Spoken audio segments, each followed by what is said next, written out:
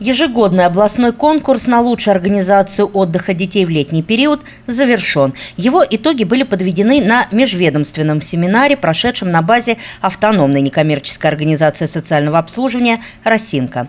Победителей определяли по нескольким номинациям. Котовский лагерь «Костер» не первый год принимает участие в областном конкурсе в номинации «Лучший загородный оздоровительный лагерь».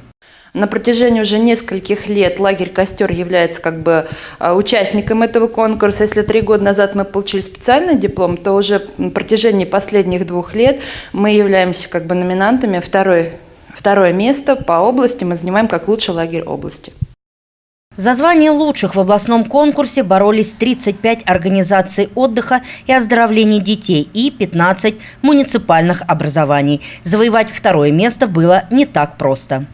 Там жесткий отбор идет, потому что на конкурс представляется как программа лагеря, так и все статистические данные, которые были на протяжении всей оздоровительной кампании. Сколько детей приехало, откуда дети, география заезда.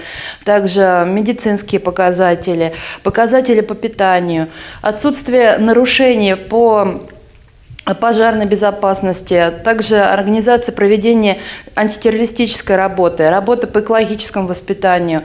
Так как у нас в лагере в основном были представлены профильные смены, я думаю, что это как раз и позволило нам занять такое высокое место на уровне области. Лагерь подразделен на 2 филиала, это обычный лагерь и спортивный лагерь. В одном лагере у нас был девиз «В воспитании нет каникул», в другом у нас был девиз «В тренировках нет каникул».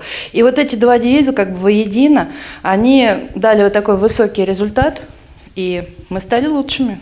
Лагерь дневного пребывания «Апельсин», действующий на базе Дома детского творчества, любим многими котовчанами. В этом году он впервые стал участником областного конкурса на лучшую организацию отдыха детей в летний период. По словам начальника лагеря «Апельсин» Оксаны Ивановой, коллектив делает все для того, чтобы дети с пользой проводили время, им было весело и интересно.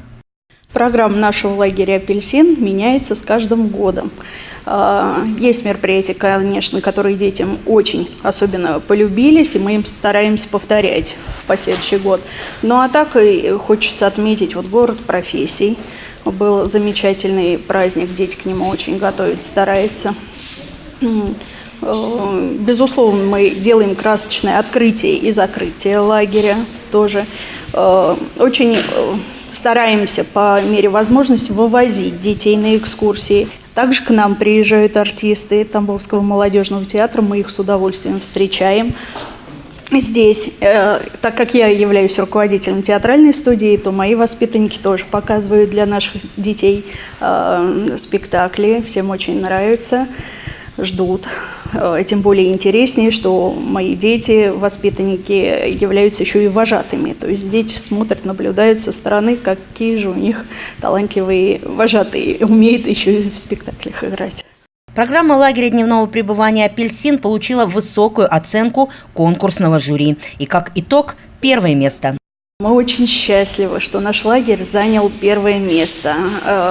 Почетно, волнительно, ведь быть лучшими во всей области, конечно, обязывает. Но мы постараемся не стоять на месте, мы будем дальше развиваться, стараться и делать все возможное для улучшения летнего отдыха детей. За личный вклад в проведение летней оздоровительной кампании 2018 года, в высокую подготовку конкурсных материалов от областного управления образования и науки и Управления социальной защиты и семейной политики области благодарственными письмами награждены начальник лагеря дневного пребывания «Апельсин» Оксана Иванова и директор лагеря «Костер» Вадим Грицай. Кристина Маркова, Игорь Шмырев, Котовские новости.